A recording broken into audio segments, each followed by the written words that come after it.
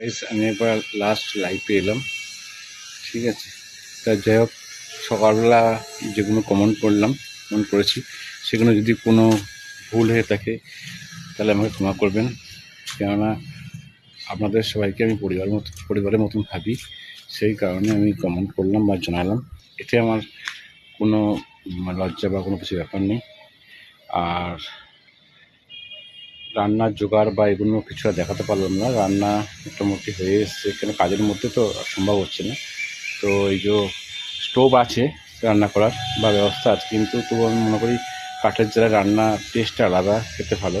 তো সেই জন্য একটু সময় পেয়েছি বলে তাই কাঠের জ্বালায় আমি চিকেনটা করলাম। কাঠের জ্বালায় চিকেনটা হচ্ছে, ঠিক আছে। তো ভাত হয়ে গেছে, বাস ভাত হয়ে গেছে। এসব এরা বসে আছে, খাবে। এসব চারদিকে ছিটিয়ে ছিটিয়ে আছে, এটা এদিক ওদিক করে আছে, নেই তা না। এসব এখানে বসে আছে, দেবো সব। আরও এদিকে আছে, সব আসবে টাইমে। এবং ভাত হয়ে গেছে। তো যাই হোক, আপনারা আমার পরিবারের মতন আমাকে হেল্প বা সাহায্য বা সাপোর্ট করেছেন, সেই কারণে আমি আপনাদের সঙ্গে শেয়ার করলাম। আপনারা সাপোর্ট না করলে আমি কোনো দিকে আমি এগোতে